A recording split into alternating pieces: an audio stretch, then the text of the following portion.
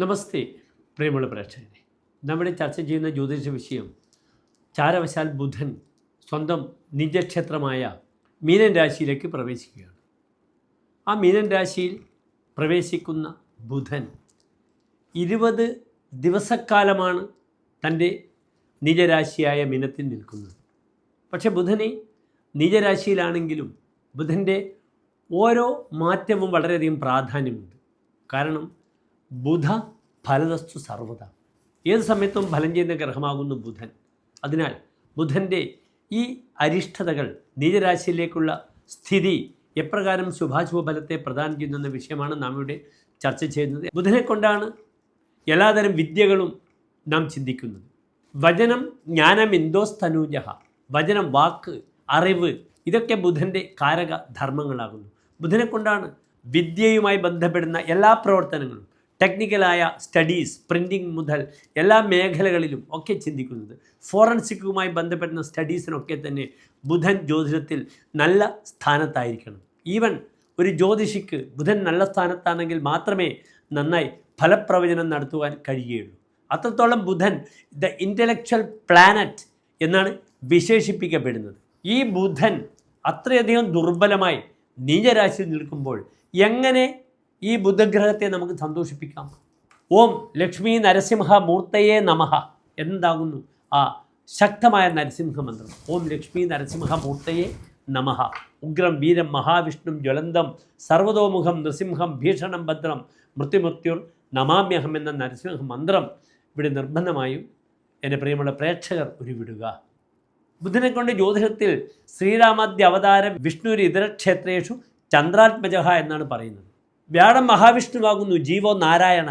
പക്ഷേ ബുധനെ കൊണ്ടാണ് the incarnation of Lord Vishnu, അവതാര ദൈവങ്ങളെ ചിന്തിക്കേണ്ടത്. ശ്രീരാമൻ മുതൽ കൽക്കി വരെയുള്ള 10 അവതാരങ്ങളെയും നാം ചിന്തിക്കേണ്ടത് ബുധനെ കൊണ്ടാണ്. അതിനാൽ പെട്ടെന്ന് ഫലം ലഭിക്കാൻ വേണ്ടി ഞാൻ പ്രത്യേകിച്ച് പറയുക, ഈ ബുധൻ്റെ നീചരാശി സമയത്ത് എൻ്റെ പ്രിയപ്പെട്ട പ്രേക്ഷകർക്ക് നരസിംഹസ്വാമി ക്ഷേത്രത്തിൽ പാനകം, തുളസിമാല, ഭാഗ്യസൂക്ത പുഷ്പാഞ്ജലി അല്ലെങ്കിൽ സുദർശന പുഷ്പാഞ്ജലി വഴിപാടായി സമർപ്പിക്കാവുന്നതാണ്. അവിടെ നരസിംഹസ്വാമിക്ക് മേൽപ്പറഞ്ഞ വഴിപാടുകളൊക്കെ ചെയ്ത് നന്നായി നരസിംഹ മന്ത്രം ജപിക്കണം. ഓം ലക്ഷ്മി നരസിംഹ മൂർത്തയെ നമഃ എന്ന മന്ത്രം. ഏതായാലും ഈ ബുധൻ്റെ നിജരാശിയിലുള്ള മീനൻ രാശിയിലേക്കുള്ള ഈ മാറ്റം 20 ദിവസക്കാലം എപ്രകാരമാണ് ശുഭാശുഭ ഫലങ്ങളെ പ്രദാനം ചെയ്യുന്നത് ഓരോ രാശികൾക്കും എന്നാണ് നാം പരിശോധിക്കുന്നത്. ബുധൻ 2026 ഏപ്രിൽ മാസം 10-ാം തീയതി മുതൽ ഏപ്രിൽ മാസം 30-ാം തീയതി വരെയുള്ള 20 ദിവസക്കാലമാണ് നീചരാശിയിലേക്ക് പ്രവേശിക്കുന്നത്. മീനമാസം 27-ാം തീയതി മുതൽ മേടമാസം 17-ാം തീയതി വരെയുള്ള 20 ദിനങ്ങൾ.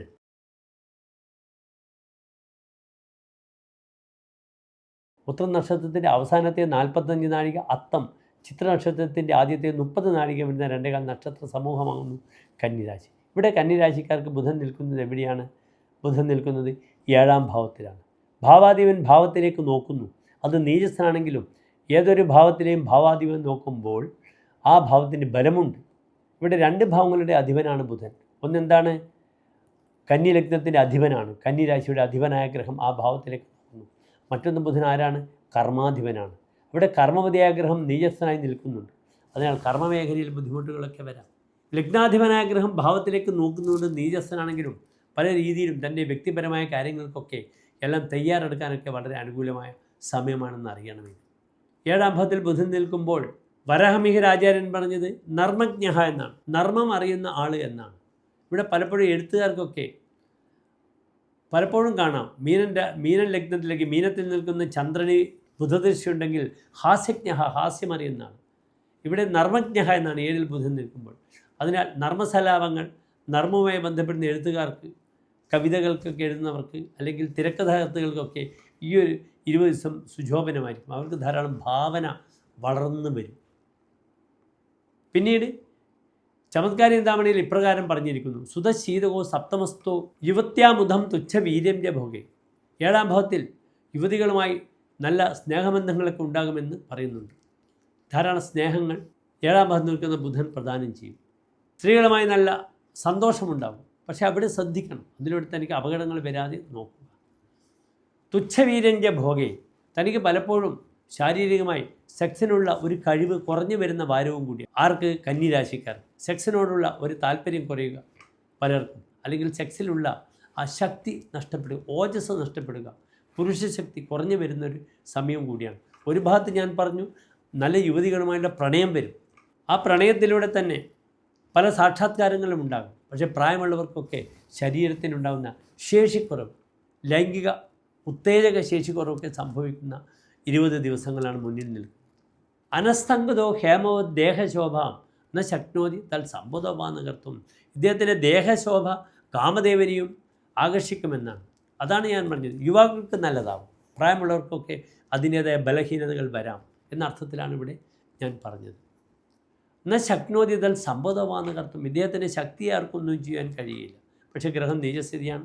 ശ്രദ്ധിച്ചു കഴിഞ്ഞാൽ ഈ ബുധൻ നല്ല ചില ഫലങ്ങളെ പ്രദാനം ചെയ്യും. 7ാം ഭാവത്തിൽ ശുഭഗ്രഹമാണ് നിൽക്കുന്നത്. പലപ്പോഴും വിവാഹ തീരുമാനങ്ങൾ ഉണ്ടാകും. സൗമ്യ സപ്തമകെ വിവാഹ തീരുമാനങ്ങൾ ഉണ്ടാവുക. സുദൃം ഭോഗാവാപ്തി, നല്ല സ്ത്രീയുടെ സുഖഭോഗങ്ങൾ അനുഭവിക്കുക. വിദേശത്തുള്ള സുഹൃത്തുക്കൾ വരിക. ഇവിടെ ബുധന് മൗഢ്യമൊന്നും ഇപ്പോഴില്ല. പലപ്പോഴും വിദേശത്തുള്ള സുഹൃത്ത് തനിക്ക് ചില രേഖകളൊക്കെ തരാൻ, പലപ്പോഴും വിസ മുതലായ സംവിധാനങ്ങളൊക്കെ, അല്ലെങ്കിൽ ഇപ്പോഴുള്ള യുദ്ധത്തിൻ്റെ കെടുതികളൊക്കെ കഴിഞ്ഞ് യാത്ര പോകുവാൻ ഈ 20 ദിവസക്കാലം ബുധൻ സപ്പോർട്ട് ചെയ്യും. ആരെ? കന്നിരാശിക്കാരെ എന്നറിയുക. ഇവിടെ നിർബന്ധമായും ദാമ്പത്യ വിഷയത്തിൽ വിവാഹ തീരുമാനങ്ങൾക്കായി യുവാക്കളുടെ യുവതികളുടെ പേരിൽ സ്വയംവര പുഷ്പാഞ്ജലി എവിടെ ചെയ്യണം? ലക്ഷ്മി നരസിംഹമൂർത്തി ക്ഷേത്രത്തിൽ ദേവിക്ക് ചെയ്യുക സ്വയംവര പുഷ്പാഞ്ജലി. അപ്രകാരം ദാമ്പത്യത്തിലുള്ള ശ്രേയസ്സിനായിക്കൊണ്ട് അവിടെ തന്നെ ഐക്യമത്യ അർച്ചന ചെയ്യുന്നതും വളരെ ഗുണമാണെന്ന് അറിയുക. നന്ദി, നമസ്തേ.